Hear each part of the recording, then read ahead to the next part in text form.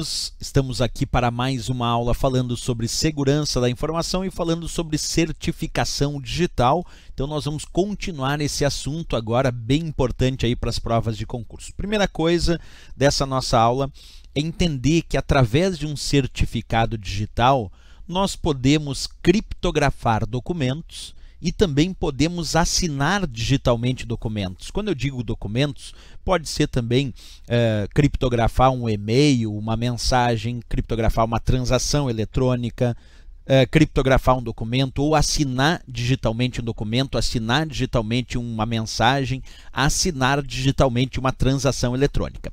Mas observa aqui, se eu sei que através de um certificado digital nós podemos tanto criptografar quanto assinar digitalmente documentos, mensagens e por aí vai, o que nós precisamos saber sobre o significado de um processo de criptografia?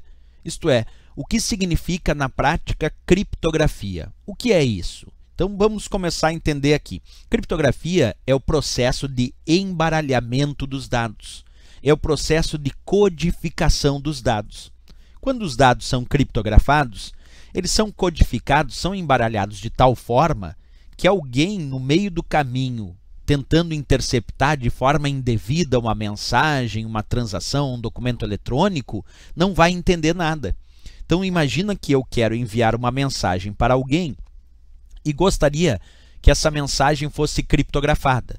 Eu posso utilizar um certificado digital e através das chaves pertencentes a um certificado digital, é possível realizar esse processo de criptografia. Então, certificados digitais, se assim cair na prova, permitem o desenvolvimento de um processo de criptografia, que é um processo de codificação dos dados, de embaralhamento desses dados. Essa informação é bem importante. Outra informação que nós temos aí sendo mostrada em relação à criptografia é o que ela garante em relação à segurança.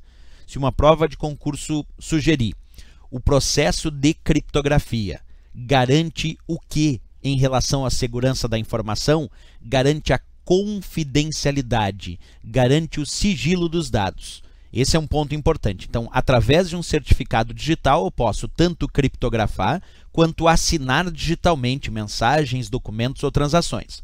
Se eu usar o meu certificado digital ou certificado digital de um terceiro para realizar o processo de criptografia de alguns dados, então eu quero garantir a confidencialidade, eu quero garantir o sigilo dessa informação, porque é esse o objetivo da criptografia. Ok? Bem, outra coisa importante para estudarmos em relação à criptografia é a existência de dois principais tipos de criptografia. Existe o que chamamos de criptografia simétrica, existe o que chamamos de criptografia assimétrica. Na criptografia assimétrica, nós usamos chaves diferentes e na criptografia simétrica usamos a mesma chave. Então, olha só um detalhe importante que a gente vai estudar bem a partir das próximas aulas, mas que tu já tem que entender. Quando realizamos um processo de criptografia, nós temos a ideia da criptografia sugerir dois tipos diferentes. Existe a criptografia simétrica, que tem esse nome porque usa as mesmas chaves tanto para criptografar quanto para decodificar os dados. Então, se numa prova ele sugerir processo de criptografia que utiliza uma determinada chave para criptografar os dados, e esta mesma chave posteriormente vai ser utilizada para decodificar os dados, se ele disse que a mesma chave criptografa e decodifica, o processo é chamado de criptografia simétrica.